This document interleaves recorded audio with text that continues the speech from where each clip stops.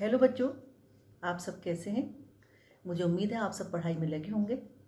हम पढ़ रहे हैं संचयन भाग 2 की 3 कहानियाँ। पहली कहानी थी हरिहर काका, दूसरी थी सपनों के से दिन और तीसरी कहानी है टोपी शुक्ला। 2 कहानियाँ हम पढ़ चुके हैं। मुझे उम्मीद है उन कहानियों के प्रश्नोत्तर आपने अच्छी तरह से पढ़ लिए होंगे और पाठ की रीडिंग भी कर ली होगी। क्या पाठ्य पुस्तक आप लोग लेकर आए हैं?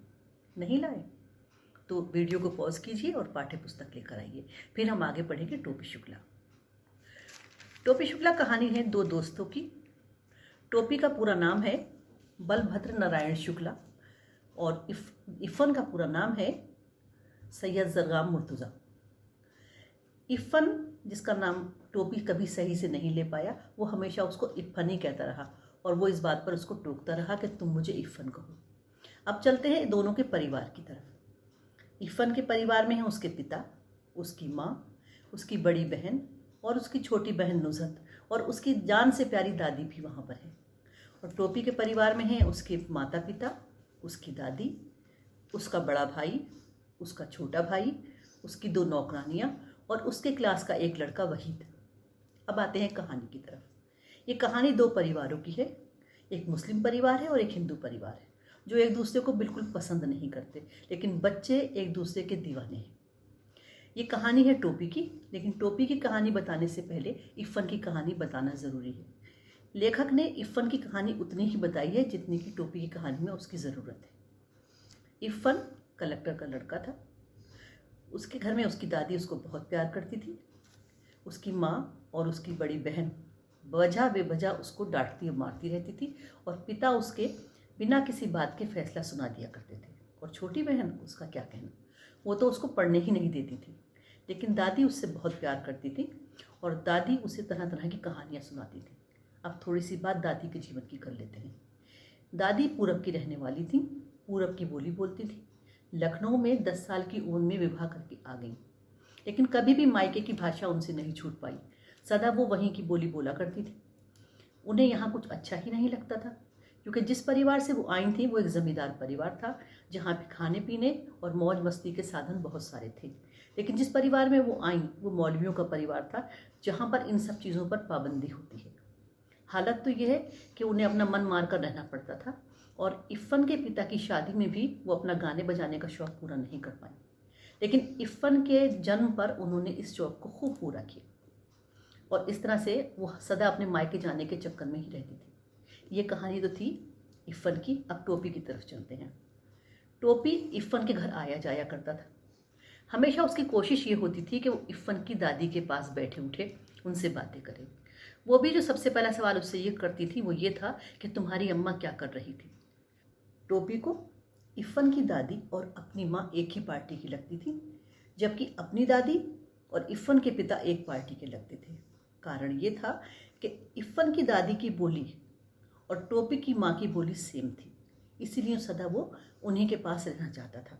और उसके घर बोले जाने वाले शब्द अम्मी, अब्बू, बाजी टोपी को बहुत पसंद थे। वो इन्हीं शब्दों को बार बार दोहराता रहता था और एक बार उसने ये शब्द अपने घर में भी दोहरा दिए। इन शब्दों को दोहराते ही घर में बवंडर समझ गया। सभी लोग खाने की टेबल पर बैठे थे। बैगन का भुर्ता बहुत अच्छा बना था। कहीं टोपी ने धोखे से ये कह दिया, अम्मी थोड़ा सा भुर्ता और दे दो। उसकी दादी को ये लगा कि अम्मी शब्द कहाँ से आया। जब उसको पता चला कि इफ़न नाम का इसका दोस्त है जहाँ से ये शब्द आया, तो उसने उसकी माँ को बहुत डांटना डपटना शुरू कर दिया। माँ अपनी सास से तो कुछ कह नहीं सकती थी। उन्होंने टोपी को बहुत मारा और बराबर यही सवाल करती रही कि क्या अब इफ़न के घर जाओगे। लेकिन एक बार भी टोपी ने ये नहीं कहा कि वो इफ़न के घर नहीं जाएगा, क्योंकि वो तो वहाँ जाना ही चाहता था। बहुत मारा पीटा गया बेचारे को, उसका बदन दुखने लगा। उसके बाद जब वो अगले दिन स्कूल गया तो भोला बच्चा सारी की सारी कहानी अपने दोस्त इफ़न से शेयर कर ली कि किस तरह से कल शाम को उसके यहाँ घटना घटी। दोनों ने भूगोल का पीरियड गायब किया। इफ़न के पास पैसे थे, उसने केले खरीदे और टोपी को भी खिलाए और ख़ुद भी खाए और वहाँ बैठ के घंटों बातें करते रहे। वहाँ पर जो भोली बातें की गई उसमें सबसे ख़ास बात ये थी कि टोपी ने इफ़न से कहा कि वो कुछ दिनों के लिए अपनी दादी बदल ले। बेचारा ये जानता ही नहीं था कि इस तरह से दादियाँ नहीं बदली जा सकती। इफ़न भी बहुत भोला था। उसने जवाब में ये कहा कि वो अपनी दादी नहीं बदल सकता, क्योंकि जो उसकी दादी हैं वो उसके अब्बू की अम्मा भी हैं। उसके अब्बू इस बात के लिए कभी नहीं मानेंगे। दोनों बच्चे बहुत प्यार से बातें ही कर रहे थे। इतनी देर में इरफान का सर्वेंट दौड़ता हुआ आया और बताया कि दादी की डेथ हो गई है। बच्चे घर चले गए। शाम को कंडोलेंस के लिए टोपी इरफान के घर गया तो उसको लगा कि पूरा घर खाली पड़ा है, यहाँ पर कोई भी नहीं है। वो उसको बहुत प्यार से समझाता रहा, उसके दुख में शामिल होता रहा और आखिर में उसने ये कहा, क्या ही अच्छा होता तुम्हारी दादी की जगह मेरी दादी मर जाती।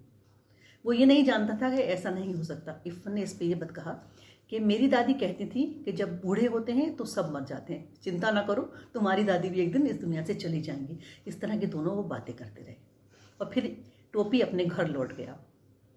सर्दियों के दिन आने लगे। सर्दियों के दिन आने से बच्चों को गर्म कपड़ों की आवश्यकता पड़ी। टोपी के तीनों भाइयों के कोट बनने थे। जो उनके बड़े भाई मुन्नी बाबू थे उनका कोट बनाया गया, जो उनको पसंद नहीं आया। छोटे भाई का भी कोट बना।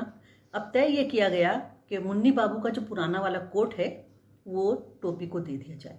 टोपी ने कहा वो पुराना कोट नहीं पहनेगा। वो उसने उठाकर अपनी नौकरानी केतली के बेटे को दे दिया। इस पर उसकी दादी बहुत नाराज़ हुई, बहुत ही उन्होंने गुस्सा किया और कहा तुम जूते खाने के लायक हो। वो बेचारा वो कहने लगा वो जूते नहीं खाएगा क्योंकि जूते खाने की चीज़ नहीं है, वो तो दाल भात खाएगा। दादी और पोतों की बहुत गर्मा गर्म बहस हुई। जो नौकरानी सीता थी वो उनको अपने साथ ले गई और कहने लगी भैया ये हरकत ना करो, अब तुम 10वीं क्लास में आ गए हो। लेकिन वो ये नहीं जानती थी कि वो 10वीं क्लास तक जो पहुंचा है वो किन मुसीबतों से पहुंचा है। बड़ी मुश्किल से वो 10वीं में पहुंचा है क्योंकि वो पिछली कक्षा में 2 बार फेल होता रहा।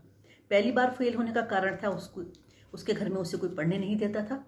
माँ को काम याद आता पढ़ने के टाइम पर, भाई को काम याद आता और छोटा भाई भैरव उसको सताता, वो पढ़ नहीं पाता था, फेल हो गया। दूसरे साल उसको टाइफाइड हो गया तो वो फेल हो गया। तीसरे साल वो जाकर पास हो पाया, लेकिन उसमें भी इतना डिस्टर्बेंस रहा जिसकी हद नहीं।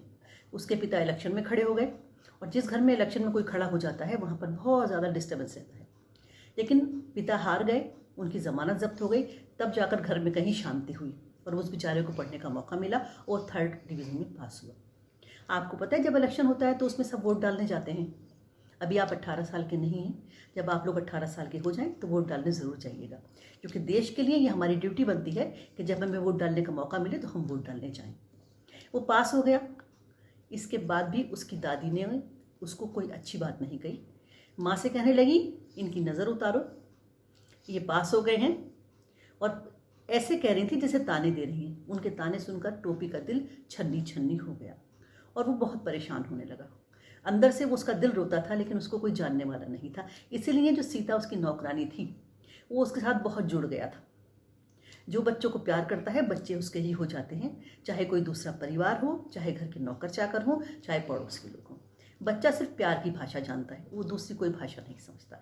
यही कारण है कि टोपी इरफान के घर को बहुत पसंद करता था। ये थी इस कहानी की छोटा सा सारांश।